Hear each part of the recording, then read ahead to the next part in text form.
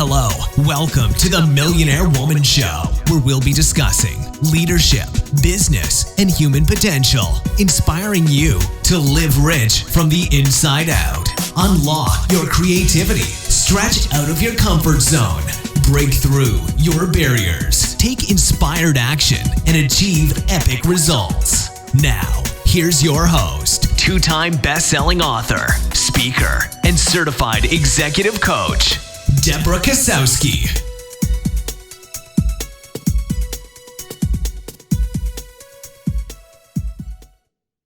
Hello, everyone, and welcome to the Millionaire Woman Show. I have a special guest going overseas.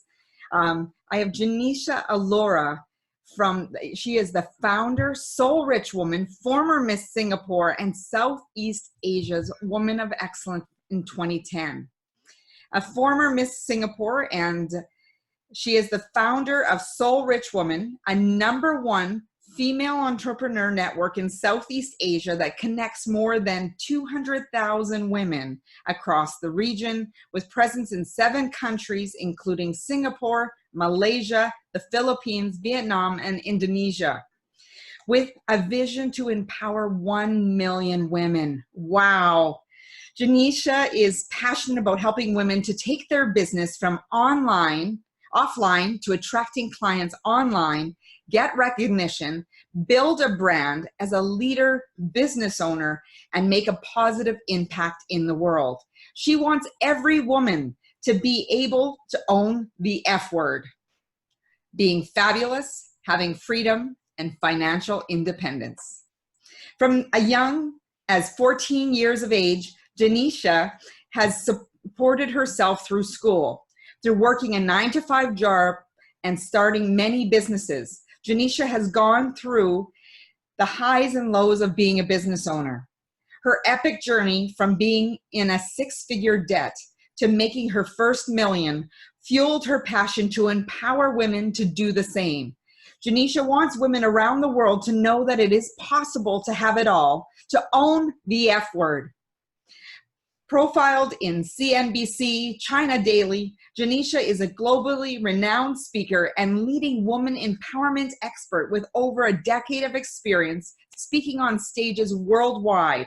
She has spoken in recent major events, including the Rise Conference in Hong Kong, Success Conference and Expo in Asia 2018 in Hanoi, and National Achievers Congress in Manila.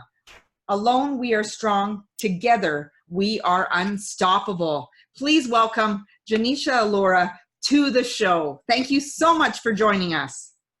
Thank you, Debra, for having me on your show. And I know that we have quite the time delay. It's early morning here in Canada, and it's evening for you. So it's really cool with technology how we can connect and be able to share this powerful message this morning.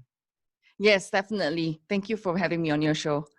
So what helped you really develop that entrepreneurial mindset from such an early age? Can you share what was that driver, that push?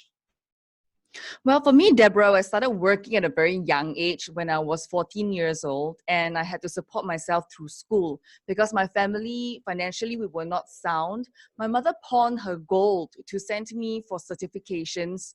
I was certified as a yoga, aerobics, and line dancing instructor, and that got me going.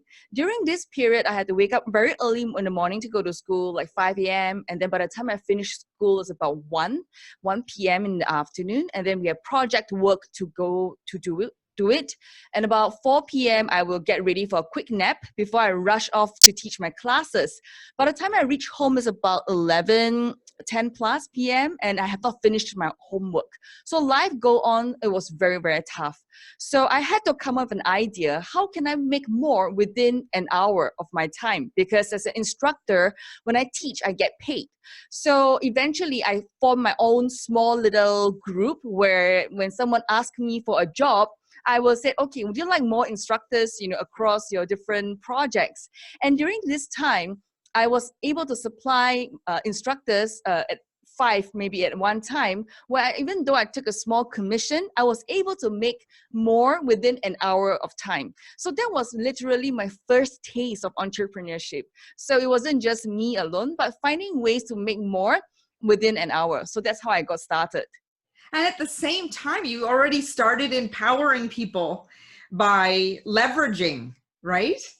Yeah, that's right. In fact, in their health and fitness. So that was where I got started.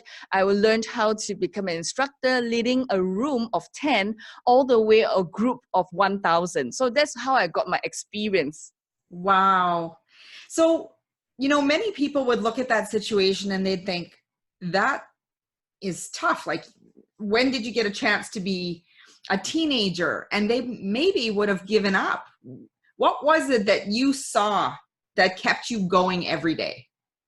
I think for me, my big why has always been my mother and my younger brother. For me, my brother is about 9 years younger than me. And, for me, it's a responsibility. I feel that as a big sister, I want to do more for my family. So that was what kept me going. Although I was being bullied in school because I was poor, I still remember, I don't know if you watch Mean Girls. I still remember there was one time in class, they took my bag and then they threw it across the classroom floor, and my books were strewn all over the room. And I really wanted to cry at that moment. And I was like so depressed. And then also during physical activity like PE, when you play basketball and you're out in the yard, they because I couldn't afford like to buy very nice bras, right? I can literally put it that way. They pulled open my t-shirt and then they said, "Oh, you're wearing the same bra again." I mean, like, I'm poor, right? I don't have a lot of money, right? So to me, all these things happened and I never gave up because I kept my family in my heart. And that was the reason why I do work hard and kept going forward. That why is a powerful driver. And what I hear is that you've had really good support system. And I know there's many women out there who do not, even men who do not have that support system that they need to get through those struggles of that roller coaster of being an entrepreneur. What are some tips and strategies that you have gained, but also while working with women entrepreneurs, that to help build that support system? Because it is so important. To build a support system, you must first understand how women actually function, because I think there is a lot of history about women not helping women, or women kind of like asking, are you seriously going to help me? So there are a couple of reasons why women resist being helped. First, it could be because, we never really know how to ask for help. Two, we sometimes have this notion that women like to compete. It's always like one man is always surrounded with a lot of women. So, women need to put each other down in order to be the number one. So during the days when I first started this female entrepreneur network in 2013, it was actually when I was based in Indonesia and I was working on my cafe retail chain business. And I told myself is that I have succeeded making my first $1 million. And how can I share this message with the world and show up consistently and being authentic for who I truly am? So what I did was I showed up online every single Wednesday. Back then it was called Webinar Wednesday. So every single Wednesday at 9 p.m. sharp, I was online, and with just webcam and the internet, and I was based in Indonesia. I was just sharing, what I know about online business. How do you build a message online? How do you attract customers online? And that's how I got started. And true enough, over a period of time, when you show up long enough and being consistently who you truly are, the women around start to see that, hey, is this person for real, willing to help us? Yeah. So I've proven myself. 1 year consistently, every single Wednesday at 9 p.m. I show up. And my viewership from 0 to 10 to the first 100, and then the rest is history. So it's all about being consistent, being authentic online and offline. And then, of course, really being able to serve and empower others when you're truly empowered. Because alone you are strong, together we are unstoppable. Absolutely. And I think one of the things that you mentioned about that consistency and really showing up, I think people, when they're first getting started, they're like doing a little bit here, doing a little bit there, and that consistency isn't there. And that's where they lose their traction. When you first reached out, I thought, oh, we have a lot of things in common. So many years ago, I was in the Miss Edmonton pageant. Wow. I didn't win, but I was in the top 10, and it was an amazing experience. And one of the things that really comes to mind is, with being Miss Singapore, running a business and working with entrepreneurs, there sometimes is this, does she really know her stuff, or is she just a pretty face? So I want to know how you handle that so that you show how credible and powerful you actually are. Wow, Debra, this is a really powerful question. In fact, I must say I worked extra hard to prove myself because I was Miss Singapore. It's not an entitlement, It's not like you're Miss Singapore, so okay, we trust you.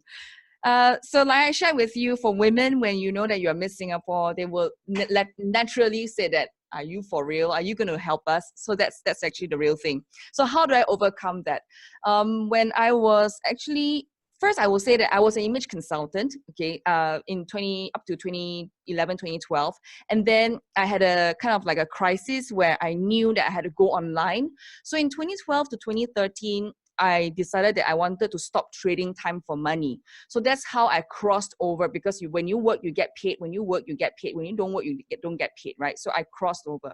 So I kind of left my pageant identity to a certain extent and went on to start a cafe retail chain as a business owner, where we grew the retail chain to 3 countries and we had 7 outlets. So during that time, Debra, I had an identity crisis, because as a beauty queen, and then, I have been in covers of magazines, on the covers of magazines, insides of magazines, you're like on TV, you're on radio, and then you're there pitching to the business editor of the Business Times. And then he's saying like, you know what, Genecia, you're more suitable to be in the lifestyle section of Her World.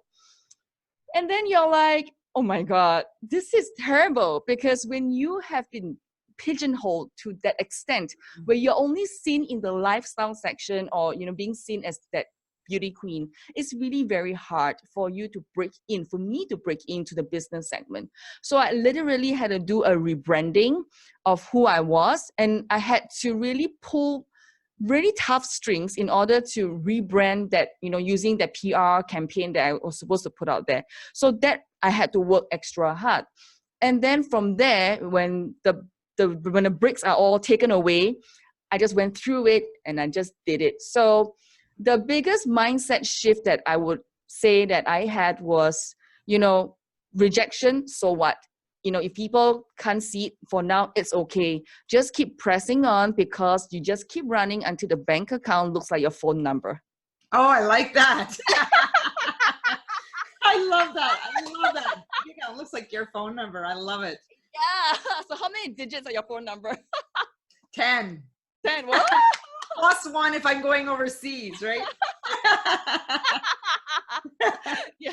So just keep going on until your bank account look like a phone number. I mean, like literally just keep your vision and your dreams in your mind, no matter what happens, even though people are out there trying to put you down. Hey, you know what? Just keep going, because those who are aligned are going to be aligned with you. Those who are not, they're just going to drop off. It's okay. We can help everybody. And the one thing is when you're going after your dreams and you're passionate about what you're doing, you're putting in this hard work, there is this natural confidence that shows up and that credibility. But confidence makes people very attractive. Yeah, right? I agree. So my theory is, why can't you be both? Like, why can't you be a brilliant business person as well as beautiful?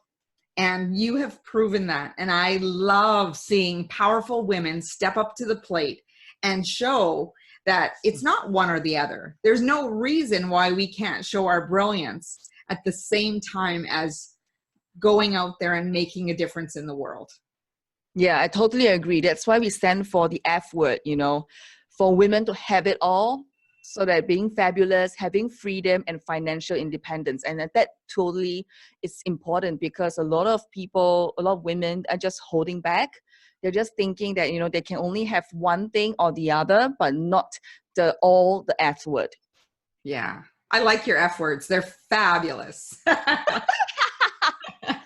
So we're living in a time of women empowerment. It's a very hot topic. It's gaining a lot of momentum, a lot of traction. And there's some key areas that still need to be addressed. And I know you started addressing some of these in the Soul Rich Woman to foster this cause, because it needs to be a global movement. It can't just be in one area. We as women and the men who love us need to help support this movement. Tell me a little bit more about that. This movement, first of all, you must be, there's a model to this, you know. In order to lead a movement, you must believe in your culture. You must create a culture for your people, because it's like, why didn't I call it, first of all, I didn't call it Genecia Alluora Network. I call it the Soul Rich Woman Network, okay? Simply because I want women to wear their capes. I want to give women the power to wear what they think they could become. So it's to shift their mindset from what they had been stuck before. And when they join our community, our movement, our culture, we ease them into that manifesto, that power personal statement, where they are able to identify their alter ego, where they can become the superwoman that they can become. And that's why when you create a movement, you must be able to build this movement, this culture, in able to move their mindset, and not just, okay, just join a community or just join this movement of the F word. It doesn't just work that way. You need to go deep inside and let them have the power to wear their cape, so that they can become the superwoman, the Wonder Woman they ever thought of becoming. So what is your power personal mission statement? For me, I am a soul rich woman, and I personally stand for the F word. So to me, I am, and I am. See, I love that, because that I am statement is so powerful. I am a woman of unshakable faith. Faith in herself, to trust herself, to go after what she wants. And I think as more women have those I am statements, they're going to start owning who they are, wearing the cape, as you said, and flying, doing amazing things and changing the world. Yeah, I have to agree with that. And that statement is so internalized, and I think more women need it, definitely. For sure. Okay, so tell us a little bit more about the Soul Rich Woman community. You've had it grown to more than 12,000 members since its inception, making it a leading business community for women entrepreneurs in Southeast Asia. And I sense that this is going to be expanding to great lengths, and really moving on and moving ahead into great strides. So what do you think motivated and convinced women to join, and what do you think inspires them to do so? I think the first thing is you must be able to let your people identify with you, and knowing that you have a story that, you know, resonates. It's not about how powerful you are, you know, this is your accolades, and, you know, like, I don't show up like, oh, I'm Miss Singapore, I'm this and that. Not really. It's more of sharing with them my journey. So to start Soul Rich Woman, first of all, you know, back then I didn't have any mentors online. You know, I went on my journey before I make my first $1 million, or even make my first $1 online. I had so much trouble putting resources together. I was kind of piecemealing the online stuff. You know, I was buying courses after courses after courses, and nothing was working out for me. So I was looking for that help and support. So it was very tough. And plus the fact that I have been through lots of stuff, like, you know, I've failed in my business, you know, I've failed in partnerships, and I've gone to debts, and I have, you know, started very early, very young. So can I do this as a shortcut, as a platform to shortcut for women. So by saying all these pieces and putting the resources together, it can help a woman to succeed. So what we do as a platform, and the only thing that we do, is that we help women to go from offline to online. And I've developed this blueprint, this proven steps, which is called the Soul Rich Woman blueprint, where the women can naturally just take this and run with it to attract more clients, to get more recognition online, and all the other stuff. So really putting all these stories in place helps a woman, another woman, to be identified as, this is the place to be safe, where there's like no gossiping, there's playing win-win, there's leverage to win, that kind of stuff that's happening. And I've built a very strong leadership team. They are not my employees, they are volunteers, women leaders who want to serve on the platform. They kind of do Facebook Live, they share their knowledge online, they kind of like come together. So I can't do the 1 million number alone, Debra. I only can say that when we all come together, there's strength in numbers. So for me to duplicate the success to another woman through the Soul Rich Woman Blueprint has allowed me to reach and grow the community to up to 200,000 women, because effort of a network is never alone. Yeah, we need each other to build that tribe, build that momentum, the word of mouth, and people championing the experience that they have with you. And that is so, so important.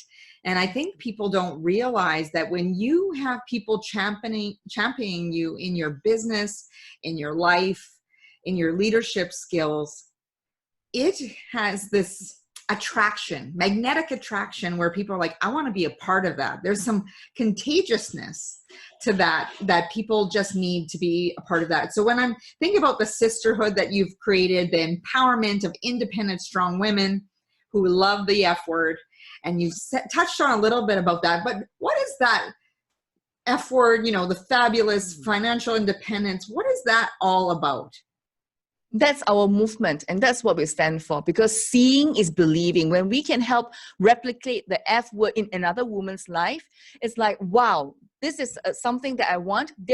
They are attracted to even join. So they may not have it all right now, but it's a possibility, because when you see another woman succeeding or having success in the F word, it doesn't mean that you're losing. It means that it's possible for you. So why do you need to be jealous? Why do you want to hold grudges? Or why do you want to put another person down in order to achieve that? So we use the F word to channel our superpower so that other women can see it as a beacon of light, and we all can come together, because when a woman changes her life, her entire community benefits. Absolutely. And what is it for you when you think about that F word? Can you share with us one of the biggest transformations that you've witnessed? Wow, I've seen many transformations. Well, one of the biggest ones I've seen is this lady who ran a studio. She's a fitness instructor many, many years ago. And when she first joined the platform in 2015, 2016, she was just branding herself or being seen as an instructor, and she has only 100 customers. But her big dream is to own a studio and to empower many other women like her to own a studio as well across Southeast Asia. So throughout the journey with us, she has lost weight from 70 over kilos to now only 50 plus. And then she has started 1 studio to 2 studios, and she has done her franchise licensing system when she's multiplying herself. So I would say now she has about 7,000 over customers, and she's going Southeast Asia by storm by using her licensing system called Tempo Fit. So I really see little things, I would say little successes like this, where, we inspire other women to, leverage on the F word and believing that it is possible for them, so that they can have that, what's possible, then they keep moving towards it, right? It's just putting that possibility in front of them. So that is important. And not only just the possibility, I'm sensing that you also show them that you have a belief in them that they've never seen. Right. And this is something that I've learned with women and people in general, that when they see something in you that you haven't seen yet, and they start to believe it, then they start to see it. And it is so, so powerful. Yeah, totally agree with this statement. It's like, I believe in you, I believe in you, I see potential in you. And they're like, is it so? But you see, because also, Deborah, in Asia or in Southeast Asia, our culture is not a very vocal kind of culture. We kind of don't give compliments so easily. So naturally, the women, they don't really know how to receive. So when we give a compliment to them or say that you are good, they're like, are you sure? Are you for real? So it takes a while for them to get used to it. I'm not sure about what's over your side, but for our side, it's like this. Yeah. I think all of us, women, men out there, really need to develop that personal, unique voice, really bring it to the table and share with people who you are. I was recently reading some work by Stephen Pressfield, The War of Art, The Artist's Journey, as well as Running Down a Dream with Tim Grahl. And one of the things it says, whether you believe in God or the universe, that you are an instrument, and what comes through you, whether it be the words, whether it's song, the talents that you have with your hands, is that you are an instrument that needs to deliver that to the world. That's true. Very, very powerful if you think that you're having a download of information that you need to be sharing. And when you are grateful for that messaging, that you can really create change in the world. So I really think that alignment is important.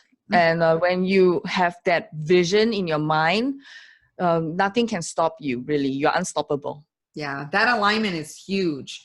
And staying focused. And I'm curious, how do you handle the naysayers and the doubters who are like, yeah, Genecia, that's great in your world. It's not going to work in mine. Well, I love to experiment. I love to take risk, allow myself to fail, and then dust myself up, and then just pick myself up and just keep going. That's what I do. I mean, literally, we can't please everybody. I mean, if we want to be a people pleaser, it's going to be really hard on us. So I have been working since 14 years old. And to me, it's like, just keep going, because when we set our hearts and mind, the sky is the limit. So we can conquer it all. Absolutely. I just have a couple more questions for you before we have to sign off. But your live streaming program has over 2,000 episodes. And how do you sustain and how do you keep all of these people engaged so they don't get bored? Well, talk about something every single day. I mean, give value. So how do I define giving value? That means you really want to help someone. So you first of all define your message. What is it that you want to be seen and as an expert in helping someone?